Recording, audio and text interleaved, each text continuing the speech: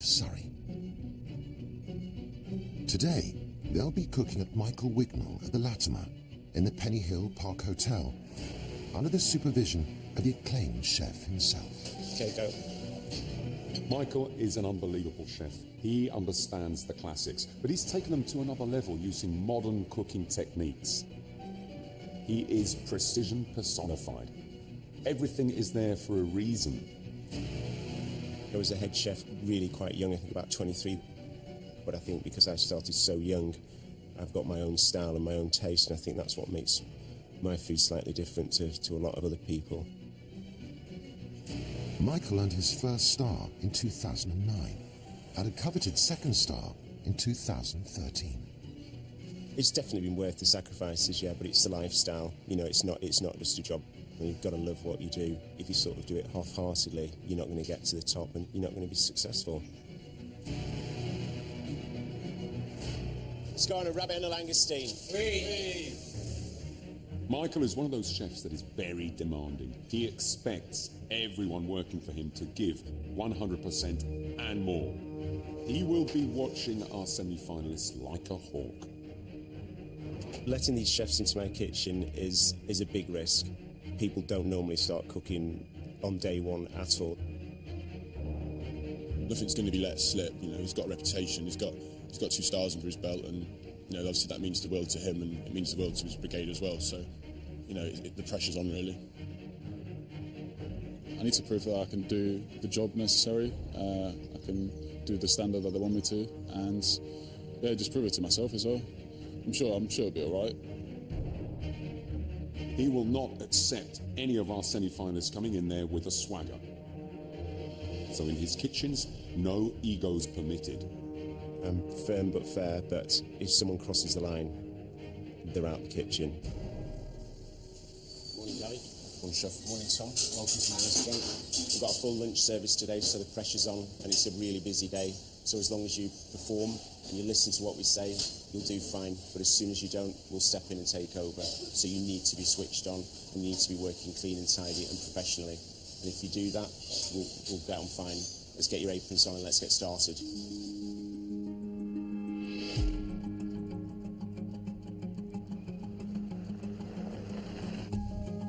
During service, Tom will be in charge of the rabbit starter. Poached loin of rabbit topped with potato and rabbit foam. A confit hen's yolk on celeriac puree, served with oyster mushrooms, sweet corn, broad beans and cured ham. The dressing is a bois boudin with tarragon and chervil, topped with a cabbage crisp. Okay, first off, got a rabbit loin that needs to go in the water bath for 14 minutes. 14 minutes. 14 minutes. As soon as it's in there, set your timer. Do you have a system for ordering them? Or? Yeah, we've got some little pegs, and you peg it and you mark which table it is, so you know exactly when you've got 5 or 6 in there, you know which one's which. Everything is all about the timing on that dish. Loin itself is so easy to overcook. If it goes over by 10-15 seconds, the dish will be ruined. With your eggs, confit egg yolk that's been water bathed. So take it out of the shell into your ice water and rinse all the white off it. These are really, really fragile. Yep. In your emulsion. The stove's really hot, so things like your egg, put on the side of the stove, don't put it directly on the heat. So we're going for a light colour on the sweet corn? Just a tiny little bit, yeah. Okay, your broad beans in there. At this stage, you want to be lifting your rabbit out.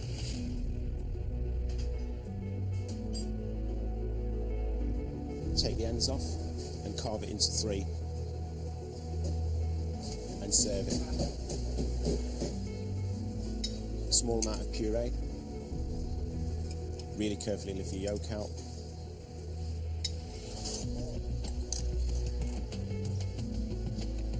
Is that your regimen? No, it wants to look natural on the plate, not too orchestrated.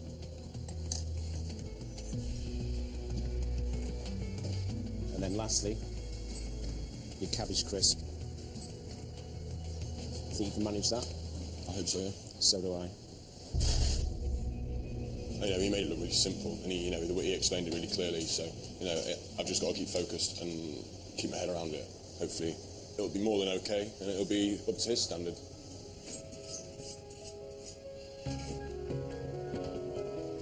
David will be responsible for the broccoli starter.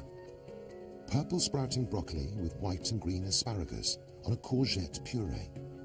Served with garden peas, poached morels, pine nuts, and a truffled brillat cheese. The foam is a pine nut velouté and is all topped with a milk skin crisp and truffle. The essence of this dish is freshness, and that's the most important thing in my cooking. So we'll start off, you need to blanch your sprouting broccoli. Straight into a chauffant pan and check it after 1 minute. The same with your asparagus. I think the dish itself has got the makings of catching somebody out, because a lot of chefs just want to cook meat and fish and things like that, but a vegetable's a different thing. All the flavours have got to sing for themselves, so the cooking and the process that's behind that dish is so important, and that's why we've put that dish on today, you know, to highlight their cooking skills. Straight into your ice water. As soon as it's cold, take it out again. So it's still got the colour, but it's wilting and it's cooked properly. And then onto the char griller. Okay, the last part of the dish that you want to be cooking off is your morels. You want to seal them off first in a tiny bit of olive oil. 3 spoonfuls of emulsion. Let that reduce for about a minute. And keep feeling them as well. You want to be nice and soft, but not falling apart. One of the final stages of the dish once you're dressing is milk skin. We use Jersey milk because it's got a high fat content. That's why it's got a slight yellow tinge to it and a really rich flavour, and it just melts in your mouth. The toughest element on the actual dish itself is plating it up, because everything's got to come up together. You can't be going back to the stove to go and get the broccoli that you've left on the char grill, which is overcooking, all the peas which are discolouring. Everything's got to come up at the exact time, or else the dish is ruined. This is your char grill courgette puree. When it comes to presentation, my style is slightly rustic but elegant as well.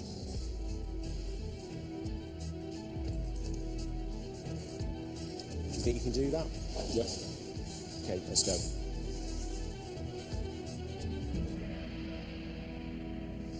It's clever, it's a clever dish. I mean, everything that's there is there for a reason. It's just all about the precision, the timings, perfect cooking. So, yeah, it's going to be challenging, but I think I'm capable of doing that.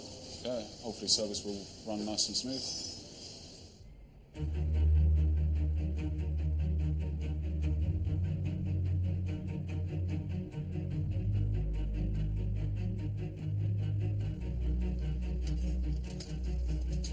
You know, you're going to feel pressure. You feel pressure in any new kitchen you go into. Never mind something like this, but that's what I'm here for.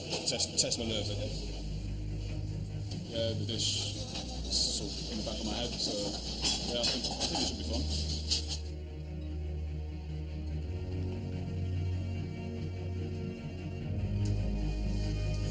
Tom and David, I don't think they realise how difficult it's going to be today for lunch service. I think they're slightly overconfident, but everything has got to be spot on. It's my reputation, so we just won't let any rubbish go out. They've got to be on the ball today, or else they'll go down.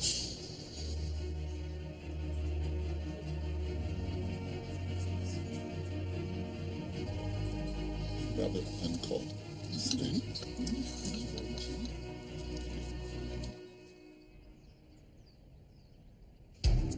The tasting menu costs nearly £100, so every plate that leaves the kitchen must be perfect. Okay, let's go on 3 broccoli, 2 rabbit, 2 piglet.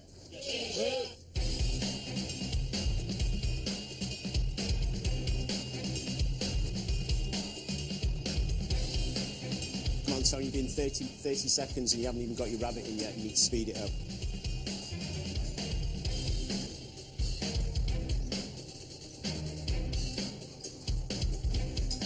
David, make sure you're tasting everything, all your emulsions, everything, and you're not over-reducing anything.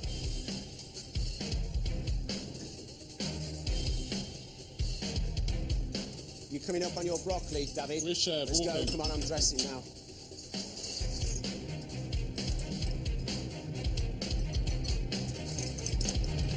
Right, calm down. Your purees. Puree's rubbish. Wait. Just do it again. Remember what I said to you, put everything nice and neat on your plate. Look, watch, I'll show you. Just a swipe and just a swipe, and that's it. And then wipe your palette knife and put it back in so you're not putting mess everywhere. Come on, David, let's go.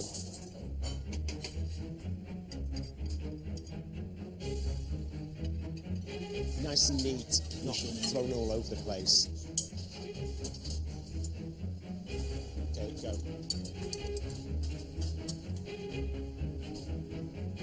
First plate. Puree wasn't smooth enough. It's all right. Need to know the next one. David's dressed quick, but it's really brasserie style. So he needs to brush his skills at dressing, or else we'll just have to dress it for him, and that's embarrassing. Now, the spotlight's on Tom's rabbit and confit egg. Really careful when you lift them out, because if you burst them, you're doing the dish again, and it's another 14 minutes. Chef.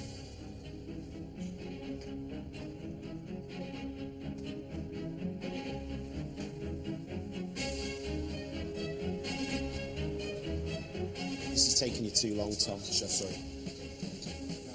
Yeah, they're nice, but you want to do them twice as fast as that. Chef, oui. Okay, set menu. Broccoli, rabbit, cod, piglet on order. Yes, chef. It's going okay for the moment. Got to concentrate, keep on top of it, The restaurant is full today, and Tom's rabbit starter is very popular. But he's only using one timer to coordinate all his orders. Let's go 3 broccoli, 3 rabbit now. Won't be long on 1 rabbit, followed by a 2 rabbit.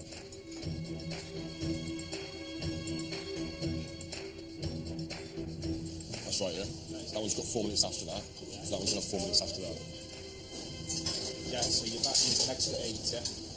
What are you worried about, Tom? What are you asking him about times for? Just the adding and taking and subtracting. I'm not great at that, chef. Okay, can we get another timer? The numbers are getting to me a little bit, but to be honest, struggling.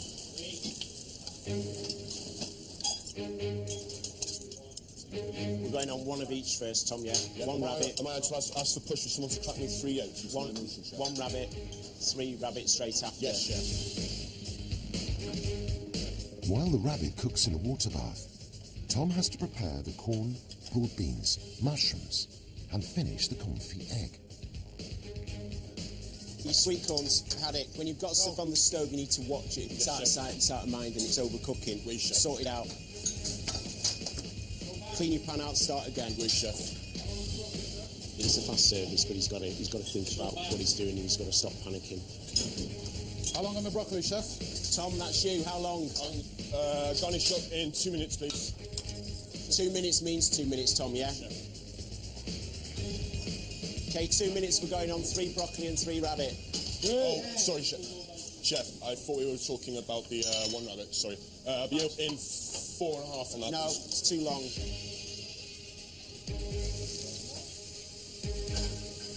Come on, Tom, stop panicking. Wipe the mess off the stove. Cameron, you're gonna have to jump on with him. Sort him out. Back on with the fast start plate and stuff like that. Thank you.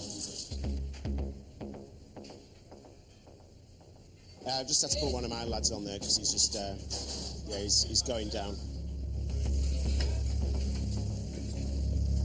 Okay, I want 3 broccoli and 3 rabbit up now, chef. With Tom now on track, David is under pressure to get his dishes plated up to 2 Michelin stars standard. Sure. Okay, go on it. Yeah, when you do them, be more assertive of what you're doing. Sure.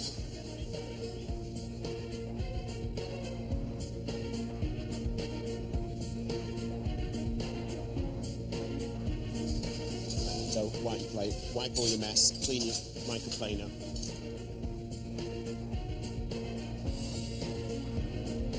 Just want to do better, just want to send it without him saying anything. I think I know what I'm doing wrong, so just take a deep breath and then keep going.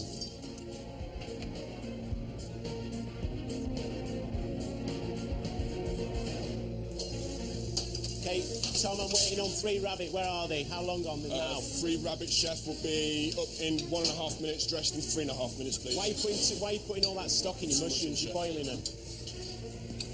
Sorry, chef. Pretty tough, to be honest with you. It's quite hard to get everything all together on time, but yeah, we'll get there.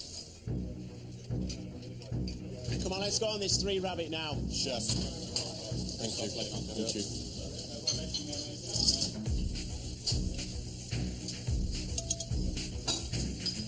Come on, Tom, so far we're taking it out of the bath for you, we're carving it for you, I'm half dressing it for you. Chef, sorry, chef. Don't be sorry, just do it properly. Oui, chef. Remember what I said about dressing? You know, it needs to look rustic, not orchestrated, but nice on the plate. Yeah, chef. Remember, everything all the same way, yeah? There you go. Right, 2 rabbits. Better. Thank you, chef. It was slightly better, but we sort of helped him quite a bit. It's a difficult dish to do, but he just needs to keep he's just panicking. You've got to be focused all the time, or else you can see what happens. But in a 2 Michelin-starred restaurant, there's no let-up, and the orders keep coming. Let's go, 2 rabbit, 2 broccoli, 2 minutes and beyond the pass now. Wait!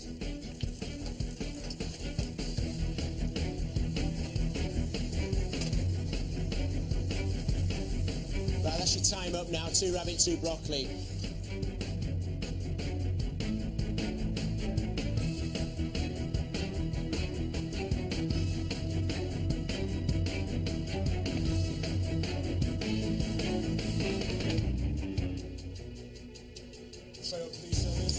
What are you missing off there? Truffle. There you go.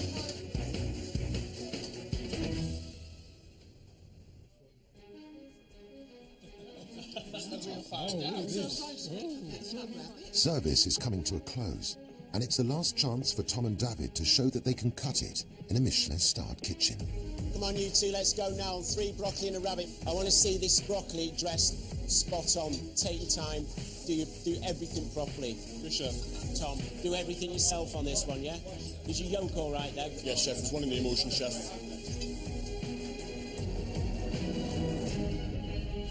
How long 3 broccoli now? 2.5. Right, garnish going on.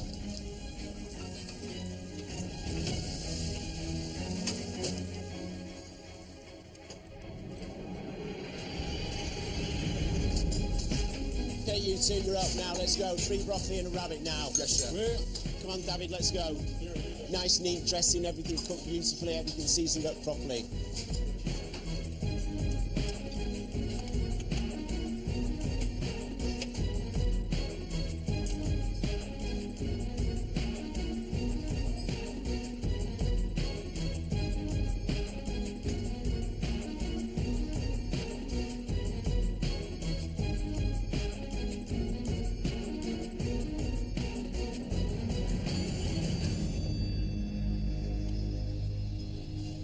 Okay, that's you two done now. I want you to be quiet and I want you to be clean down because we've got all the mains to go, yeah? Oui, chef.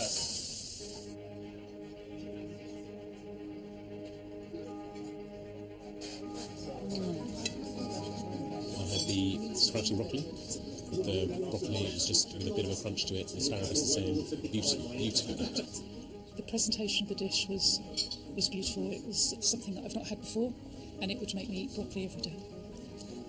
I ordered the rabbit as my starter, yes. It was brilliant. It was very tasty, very succulent and quite intense in flavours. Beautiful. It was absolutely gorgeous. I have ordered the dish before, and as far as I'm concerned, it's as brilliant as it was the last time.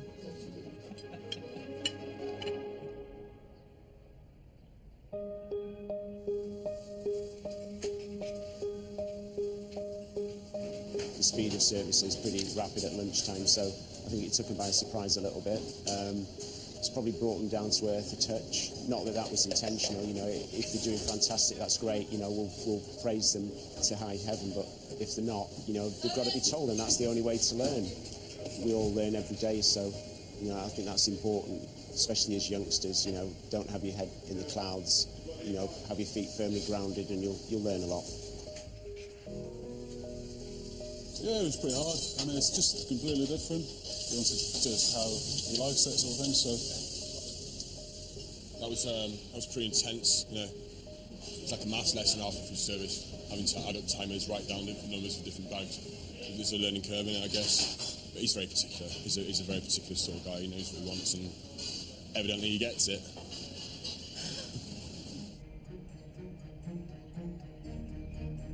Now, Tom and David have one more chance to redeem themselves.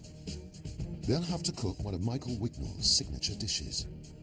Quail breast with a confit quail leg, braised tongue, sweetbreads and cock's comb in a port glaze, served with roasted salsify, wilted wild garlic, roast ceps, a pink fir potato and truffle mousseline, and poached onions. It's my personality in the dish, so it's important that they put that personality across.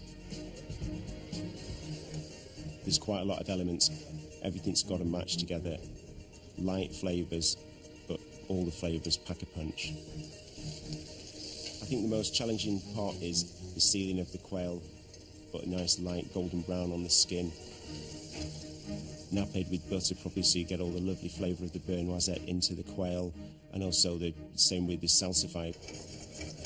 It's important that you get the right amount of caramelisation on it, so it doesn't actually overpower such a light flavour vegetable.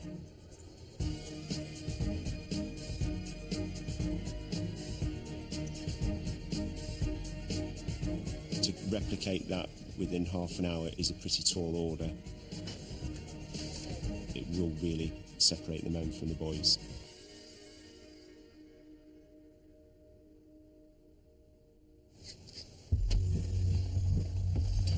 They have only been given a basic recipe, with no guide on presentation. I mean, it's just our kitchen.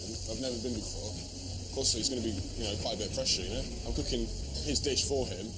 You know, I'm sure he's going to find faults no matter what happens, you know. So let's just hope it goes well, eh?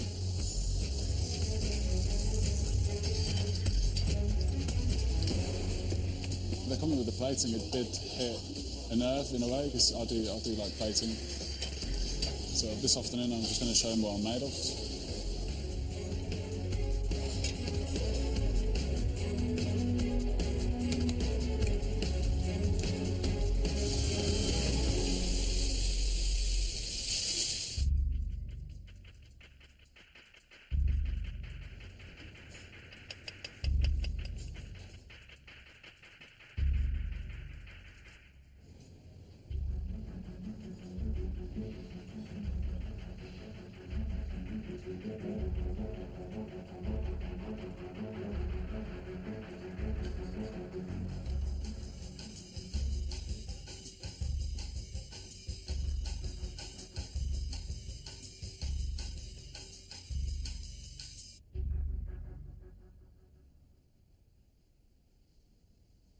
The presentation's really, really good. I'd let that go out across my pass. Really good.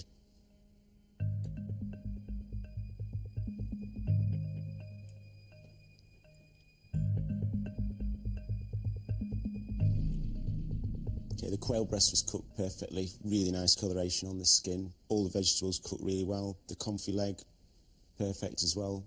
Personally, I'd have taken the second bone out of it, but you know, that's just my preference. The sweetbreads were a little bit overcooked, but a really nice colour on them. And the ceps could probably do with a little bit more colour, you know, a nice golden brown on them to really get that flavour out of them. But apart from that, a really, really strong dish. You should be very proud. Really good, David. Really good. Mainly the thing I think I needed to prove was the presentation, because that sort of hits a nerve in a way. Yeah, I'm really happy with all your comments. Well done.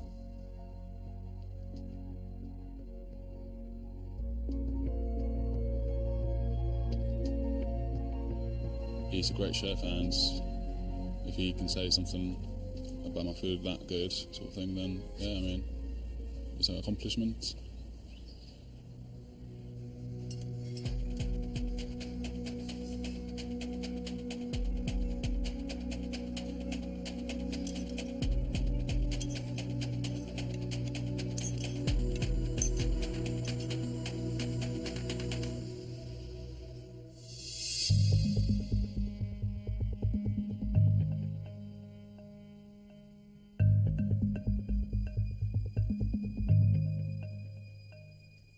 Okay, Tom. The presentation's really good, really neat, but not too placed or anything. A really good-looking dish. Thank you.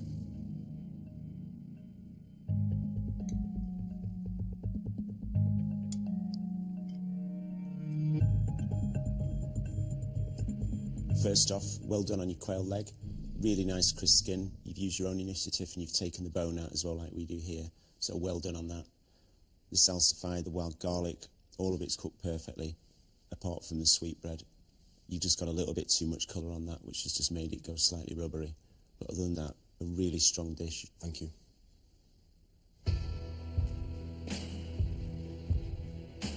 Receiving any compliment from someone like Michael Wignall is going to put any chef in a good mood. To get several on the presentation and the execution, that's awesome. You know, that's one of the biggest compliments I've had so far in this competition.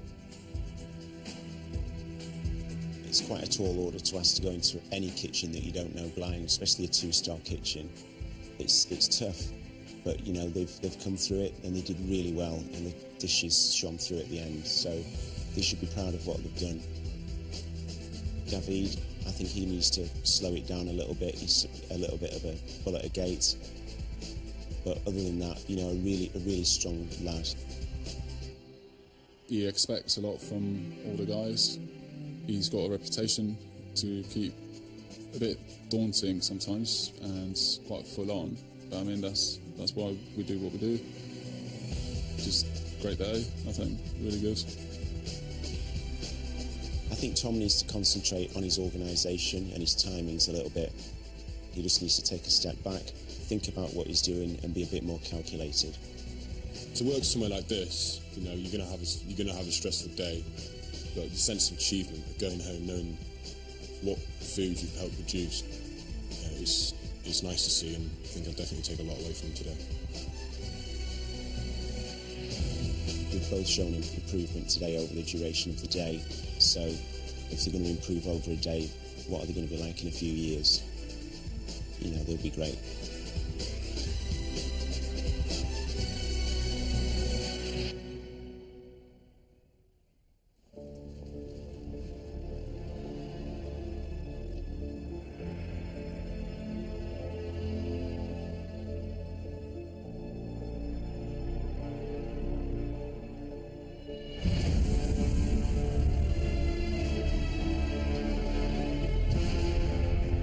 Today there can't be any mistakes.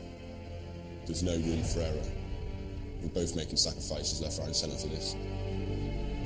That's my place in final, and I'm going to do my best to take it as mine. I think my food today needs to be the best food I can do. I mean, it's my last chance. Yeah, I would be devastated if I got out today.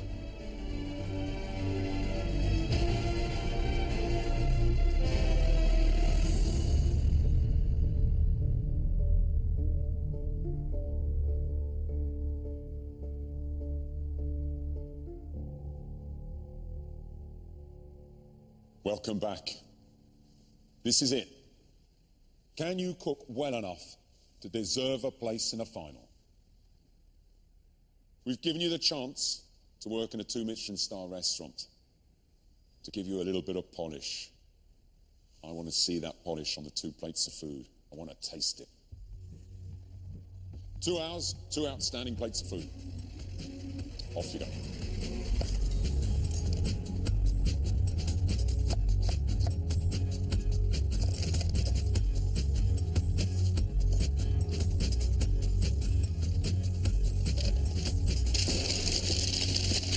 We have 2 chefs who are very similar, the same age, holding the same position. They're both only 25 years old, but they are hungry for this.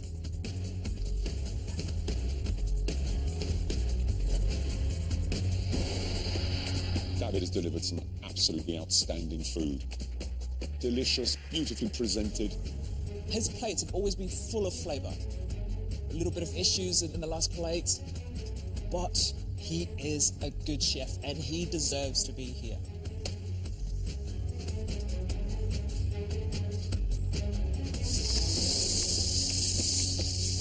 We have to say with Tom, there's a lot of love and care in the plates that he's made for us. Tom is always prepared to go that little step further, to show off all his skills. He's got a bit of a swagger, yes, but you know what? That's actually quite good for a chef. Shows a bit of confidence. We are going to see great techniques. We expect fantastic food. If they do that, then they will deserve their place in the finals. It's as simple as that. Yeah, these dishes today are sticking true to my style. Big, bold flavours. Just got to let the food speak for itself.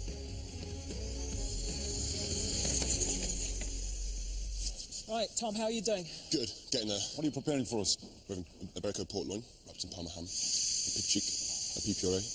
We have some langoustines and langoustine sauce. So basically, prawns, pork, peas.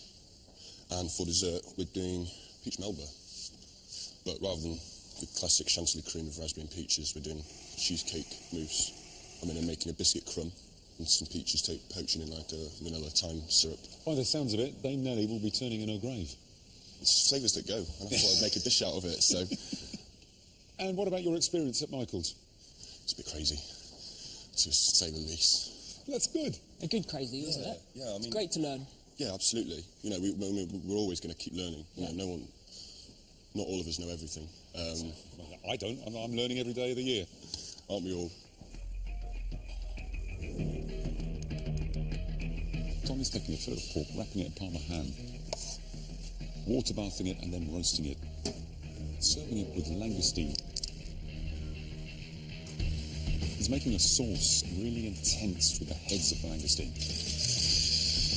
I do like the sound of Tom's dish, but if I have any worries, it's getting that balance of the flavours right. Iberico ham is quite salty, quite strong on the pork, but then you've got the spices that go through the cheese, as well as a very strong flavoured reduced bisque sauce. We know he delivers good food, good tasting food, but what we want here is the right balance. Tom's dessert is a take on peach melba. Peach melba is all about the wonderful flavours of the peach. He's making a cheesecake mousse to go with it. It sounds rich and heavy to me. Just so that he whisks up that cheesecake mousse light enough.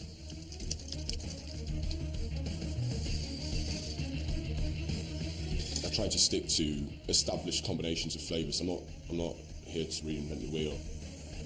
Everything's got to come together nicely and be balanced properly. It's got to be spot on.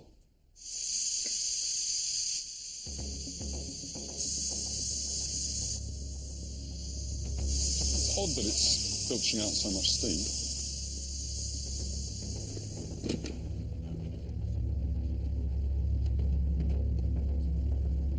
How are we doing, Tom? Had a bit of a hiccup with my braised pig cheeks. Basically, all the liquids come out of the pressure cooker. I'm burnt, and I'm no longer doing pork cheeks. I can't cook them in the time again now. I could try, but no. Come smaller.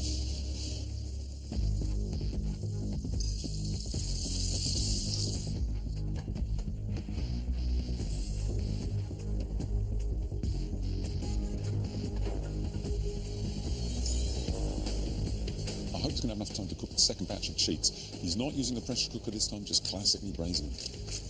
Oh, I'm just hoping they are going to be ready on time, because shredded up with that lovely flavour, I think it's going to make this dish. You are halfway. You've had an hour.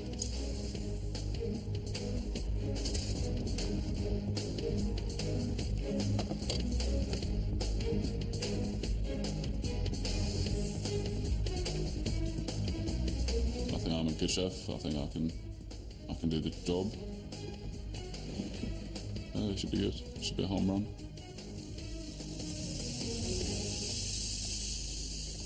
Right, David, you up for this challenge? I think I'll give it a good go. So What is it you're cooking in? I'm making a quail niçoise. It's my first dish that sort of got put in the menu. So it's one of the dishes I'm proud of. I have a funny feeling that this quail niçoise isn't just going to be an old salad. It is going to be a salad, but just a little bit different. He's got a little bit of a smile, a wry smile on his face there. This I'm making a pina colada. It's white chocolate and coconut ganache, sorbet pineapple, and a pina colada shot as well to get you guys drunk. I'm looking forward to it. I'll tell you what. Thank you, Chef. Most definitely. David is his typical self, focused 100% on the job. When he tells us he's cooking a quail salad niçoise, it's not going to be just a niçoise salad with a bit of quail on top for sure. I mean, I hope it's something special. Quail is a great bird, and all the flavours, it's nice, vibrant. For me, it's a really good dish. I think it's a strong dish. He's got all the elements of a niçoise salad, the French beans, the potatoes, the eggs, the olives, all of that, but with a quail that's been stuffed with force meat, then cooked in a water bath, and then crisped up. Confit the legs in oil as well, so it's going to be another texture, another flavour. I do hope he cooks those beans properly as well, because I cannot abide crunchy beans. For his dessert, I take on pina colada. So he's got the rum there, he's using white chocolate and coconut as well. But David is baking the pineapple in a salt crust, which is very interesting. I understand when using a little bit of salt, it can enhance food, but a whole salt crust could be very strong. Do like pineapple. It's very, very sweet with a hint of spice. It really does work. Don't know how he's going to incorporate that into his pina colada. I'm to be convinced.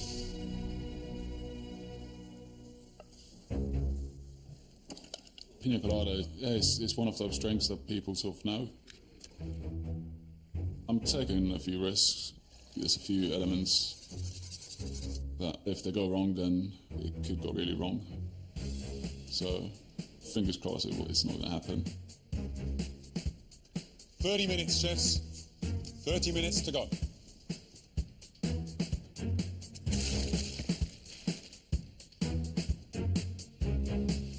Smells good.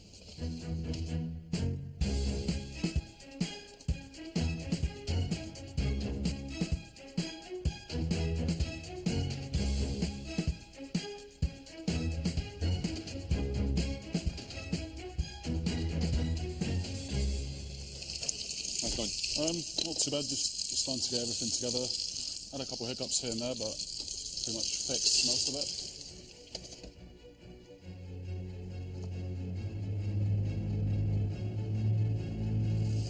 How are we doing, Tom? It's not going to be as tender as I wanted, but we'll be all right. Everything else will be on time, otherwise? It's good. Keep it up. Don't go overcooking anything now. Oh no.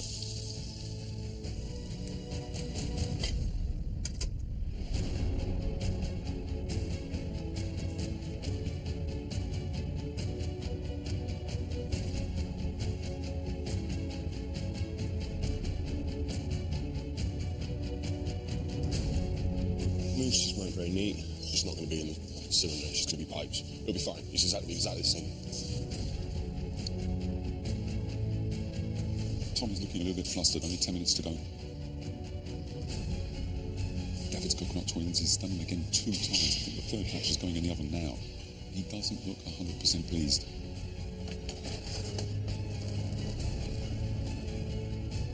These 2 chefs so far have shown nerves of steel. Well, I think the nerves have got the better of them today. That's how much it means to them. 5 minutes to go, chefs. Come on. Get it on the plates. We got Charlie.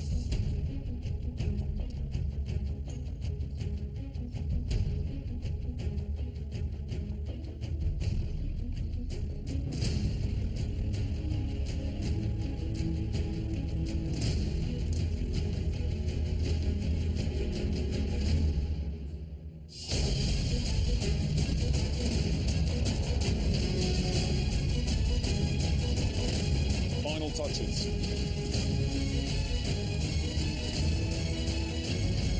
Time's up, guys. David? Yeah. Done? Yeah.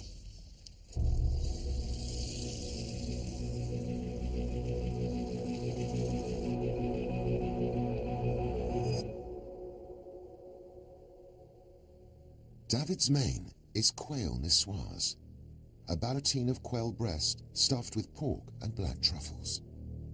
They're served with confit new potatoes, thyme and garlic dehydrated tomatoes, green beans, olives, sliced truffle, and a quail's egg. The dressing is a quail jus. The legs didn't make it? No, they were cooked. They were there. So...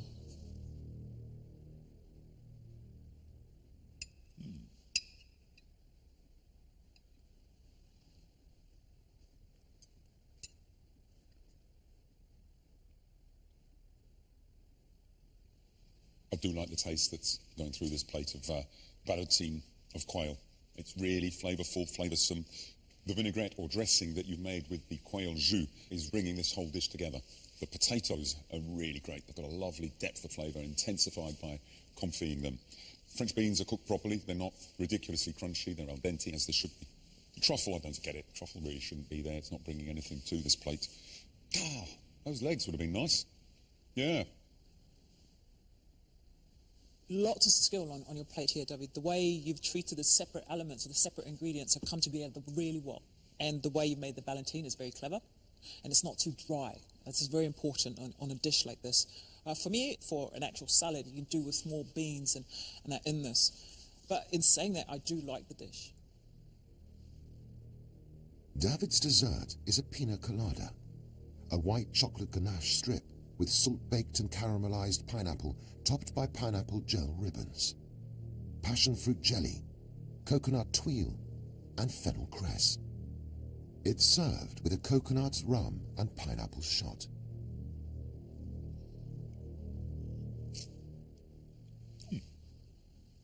Just need an umbrella.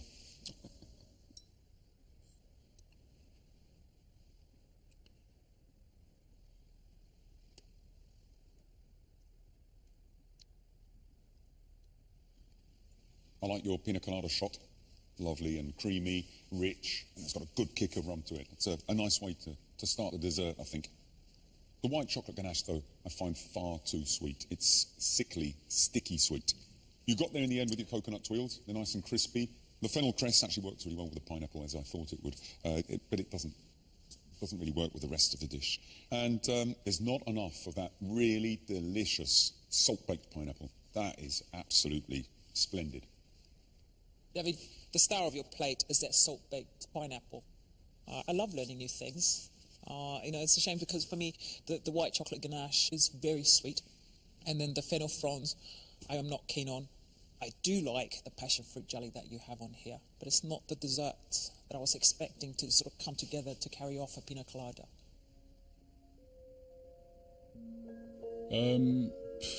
After all the comments, I'm sort of doubting a little bit. I'm kicking myself already. I mean, I did forget the legs, but yeah, I'm not sure. Could go either way. So.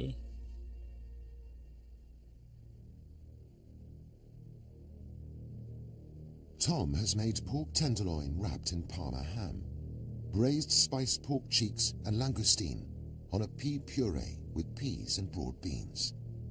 It's served with a langoustine bisque, chorizo oil, and a pork jus. Presentation, I do like it. There's some lovely colours there, the chorizo oil and the langoustine. It's appetising and very pretty to look at, I must say. Thank you. It is a stunning looking plate, Tom. It's your kind of plate.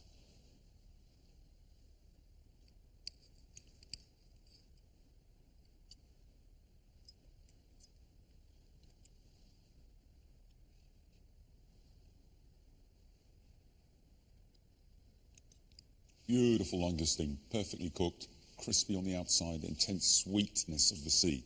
Pea puree, you get the full flavour of the peas, which is wonderful. The langoustine sauce intensifies the flavours of the langoustine. The pork cheek is cooked.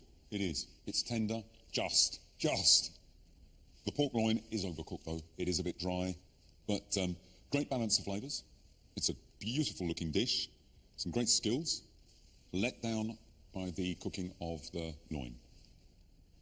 You are a young chef that really does impress on the flavours that you deliver.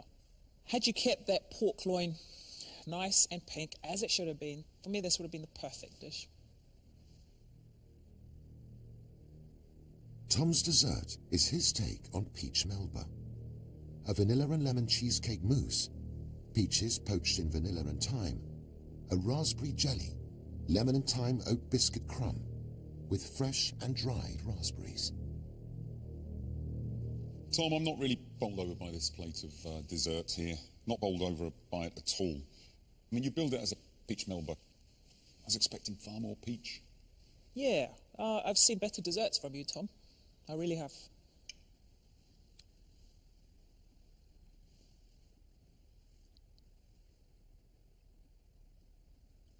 The cheesecake mousse is absolutely delicious. It is as light as a feather, and lemon coming through, not too sweet. It's very refreshing. Lovely. Really enjoyed it. The jelly as well, raspberry jelly is really nice as well. And that's only just set, just the right texture. That little piece of peach actually was really nice. Had a lovely flavour to it, vanilla and thyme, and I thought that worked really well. Shame there wasn't more of it. I really like your cheesecake mousse and the jelly. It's so flavoursome, and you get the hits of the lemon through that. Again, the peach, it's just, do we really have to say it needs more peach on here? In saying that, I really liked it. Yeah, there was some good comments, but for me, I'm always gonna work on the negatives, you know. I'm not one to bite off more than I can chew, but maybe that's what I did today. I just like pushed it a little bit too far. But as Michelle said, he likes ambition, but I'm sure he prefers perfect execution over ambition. But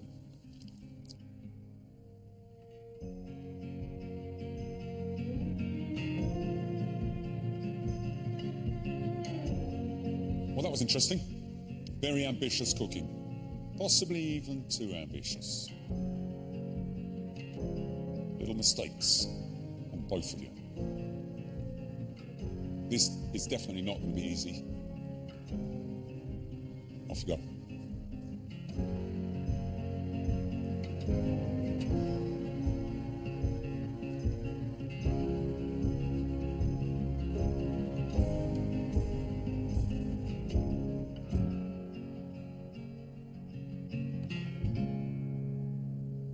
It's great to see two chefs who are quite obviously talented, have got a good palate and wanting to show off.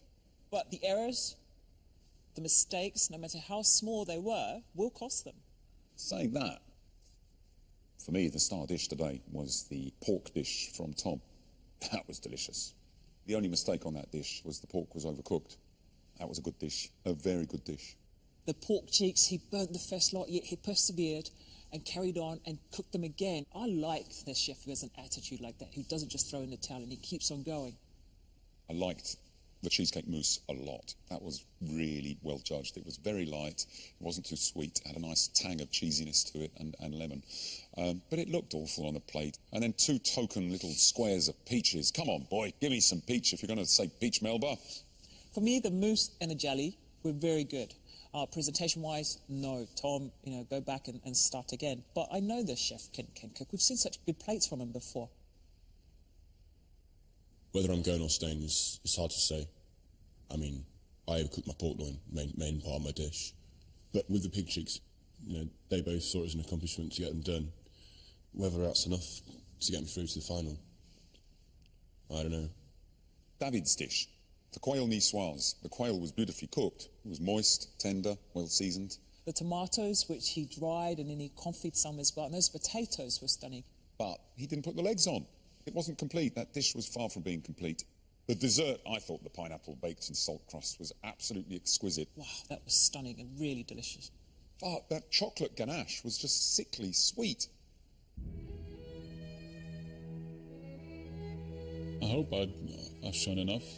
I mean, I can still walk out and sort of still be quite proud of myself. But yeah, I still don't want it to end. They're both talented chefs. There's some massive challenges coming up. I mean, to win MasterChef Professionals, you have got to be la crème de la crème.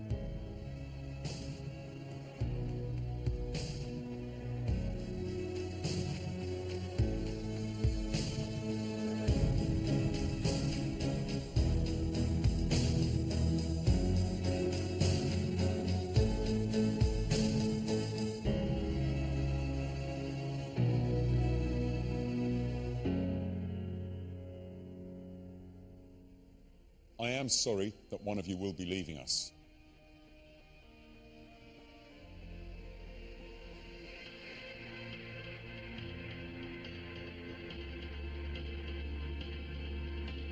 Our finalist is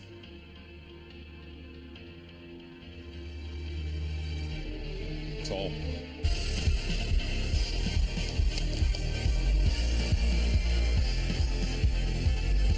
Congratulations, Tom.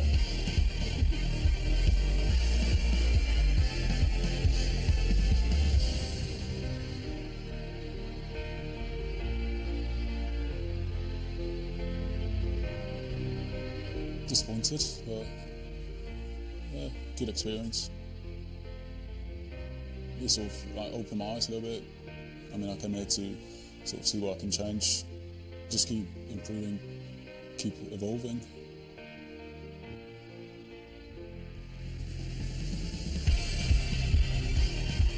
Awesome. That's the goal, really. Get yourself in the final. There's a chance for me to win it. It's a lot to take in. I'm going to have to get my thinking cap on and